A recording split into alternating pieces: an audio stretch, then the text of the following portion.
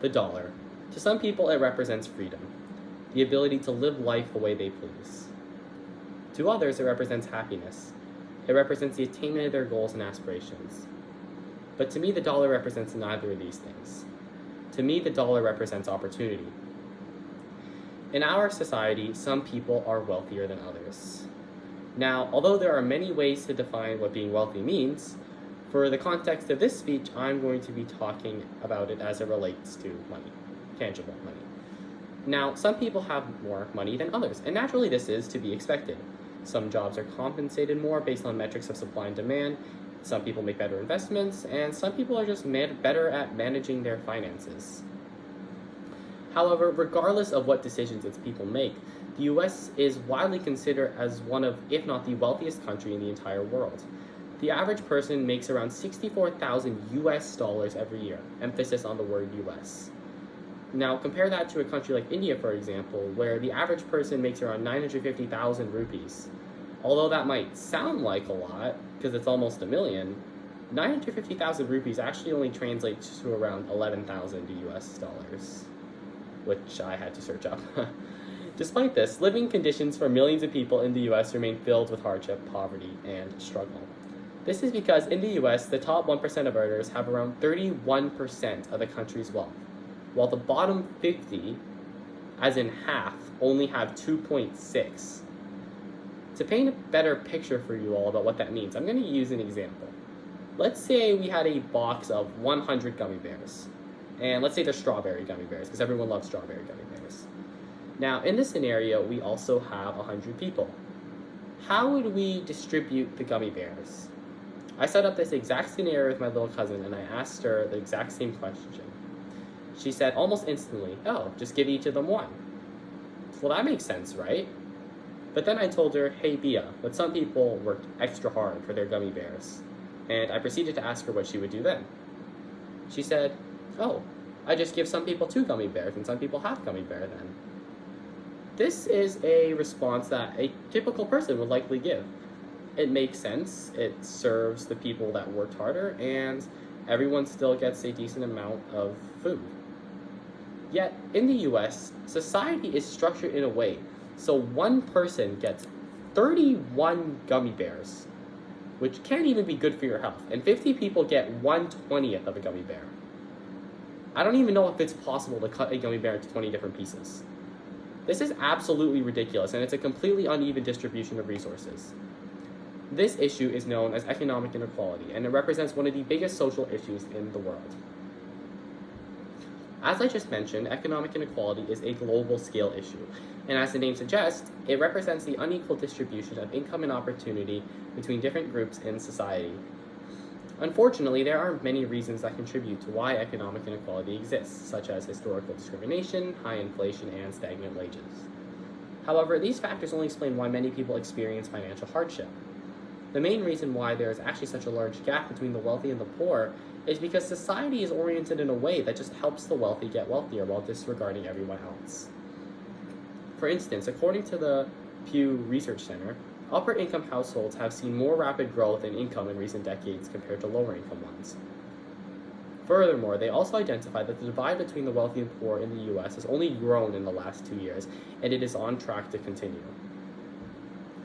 This is a massive problem, since right now, there are so many people stuck in poverty cycles simply because they cannot access critical resources and opportunities. Not only does this affect present and future generations of people, it also affects society. One of the reasons the US is such a powerful and influential country is because of the amount of entrepreneurs, career leaders, and skilled workers it has. However, if more and more people become limited by poverty, more and more people will be stunted from realizing their potential, and this will be detrimental to the economy. That's why I believe the best solution to combat this issue is to better subsidize education by increasing tariffs on the society's wealthiest 1%. Now, math is definitely not my favorite subject, but just bear with me for the next few stats I'm about to give because I think it really puts into context why this solution will have such a massive impact. So, according to CBS News, the top 1% of earners in the U.S. make around $800,000 US dollars per year, and their average income tax across the U.S. is 26%. However, If we even bump that number up to 35%, the US would have an additional $238 billion to support educational institutions. Just to put that into context, 1 million is 1,000 million. So you have an extra $238,000 million to support education. This is so important because with every passing day, more and more jobs are becoming unattainable without a university degree. In fact, according to a study by Forbes, they estimate that by 2031, over 72% of jobs will require a post-secondary diploma.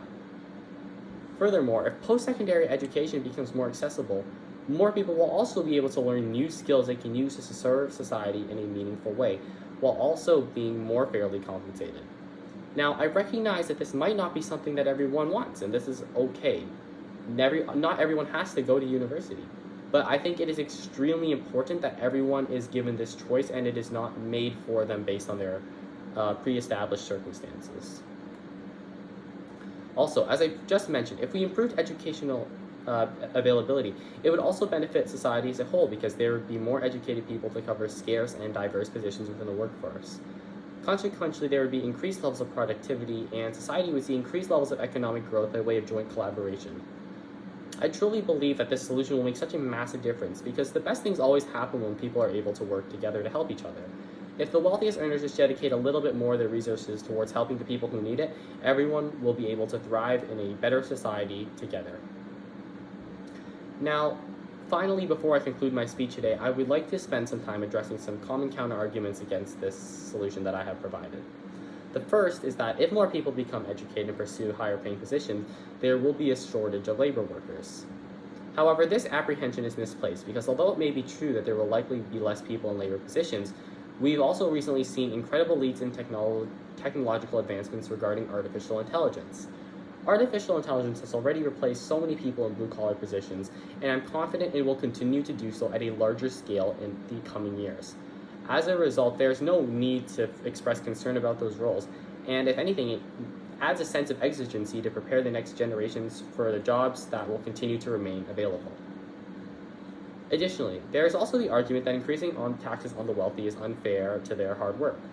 While it is true that the top 1% of earners would be penalized more, it would not nearly be enough to make a significant dent in their net worth. At the end of the day, the top 1% will still be the top 1%. The only thing that would happen would be that the Grand Canyon of a divide between the rich and poor would just be a little less. Their resources would also be more invested back into the people who need them, and it would also be invested back into creating a better society, which would help them indirectly in the future. In conclusion, economic inequality is one of the biggest issues pervading the modern world. The divide between the highest and lowest earners of society has never been greater, and it only continues to grow. Consequently, I recommend that action be taken now to combat this problem by providing more accessible post-secondary education and also increasing funding for schools across the country. I've always believed that people are better off helping each other, and that everyone deserves the opportunity to realize their potential. In the end, I aspire to live in a society that preserves the needs of the many rather than the needs of the few. Thank you.